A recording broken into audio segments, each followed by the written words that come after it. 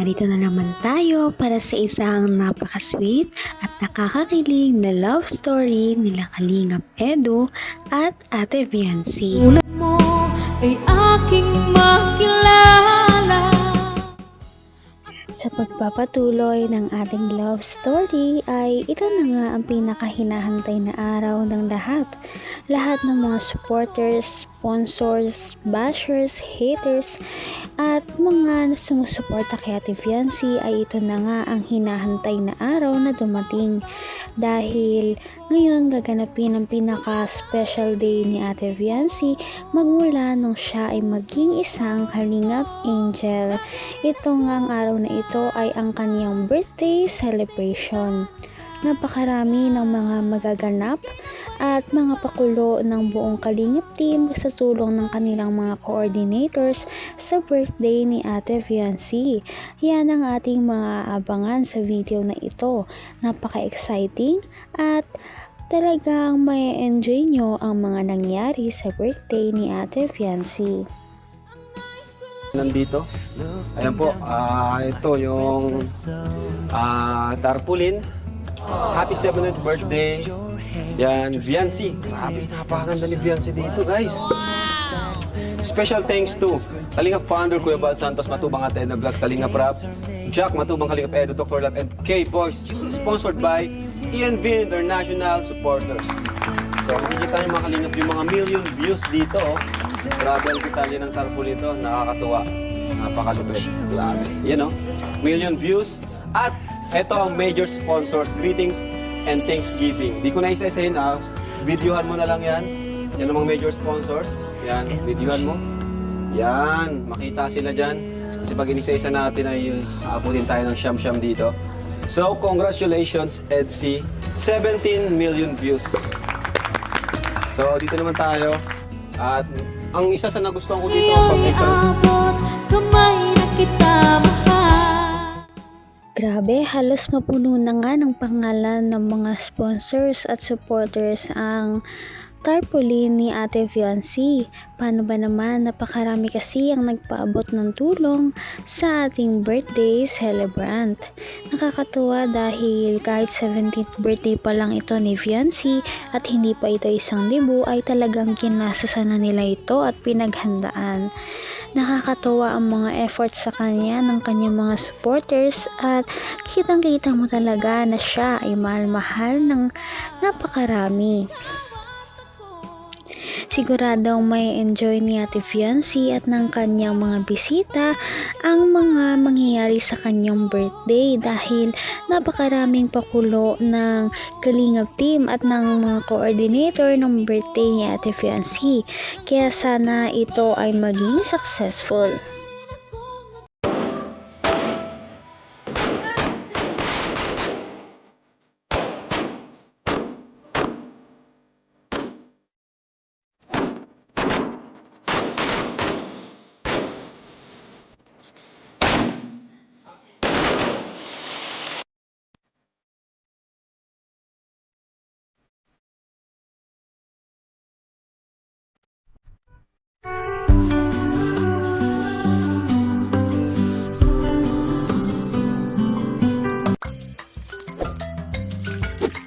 At hello mga Kalingap, welcome back sa ating channel. So this is it. This is the day. Ang pinakahintay po ng lahat, especially sa mga EDC fanatics, mga love team supporters. Thank you so much po. Dahil ngayon po ang kaarawan ng ating pinakamamahal na si Viancy. So silipin natin kung ano mga nandito. Ayan po. Hindi ko naman akalain na hindi ko rin inaasahan. Napakarami nga ng mga surprise na inilaan si Kalingap Edu at ng Kalingap team para kay Ate Viancy para naman mas maging masaya ang kanyang birthday. Makikita natin na parang may pasabog talaga si Kalingap Edu. Kaya naman baka mamaya ay mapa-oo na daw si Ate Viancy. Sinabi niya ito noong nakaraang vlog. Grabe talaga ang birthday ni Ate Viancy. Marami talaga ang nag-aabang nito. Kaya naman, pati ang kanyang mga supporters na dating nanonood lamang sa kanyang mga vlogs, sa vlog ng Kalingap Team, ay ngayon ay inaasahang makapunta rin sa kanyang birthday. Marami talaga ang gustong pumunta sa kanyang birthday dahil marami talaga ang sumusuporta kay Ate Viancy.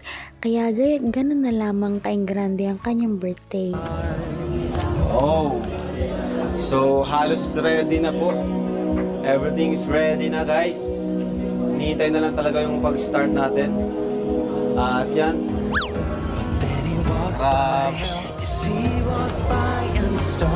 So, kita nyo naman to mga kalingap. May bilog na mini stage. Para kay Viancy. Di natin tatapakan si Viancy nandiyan ng ano. At eto, oy, Derek CJ! Grabe guys. Napakalupit. Grabe ganda. So, na-excite po. Maya-maya, tutungay po natin ang paglabas ni Viancy, yung kanyang pag-entrance. Sobrang excited na po. Si Edu, wala pa. At abangan nyo rin po yung pagsayaw namin guys. Medyo masikip pala dito, ano? Bro, medyo masikip pala yung sasayawan natin, ano?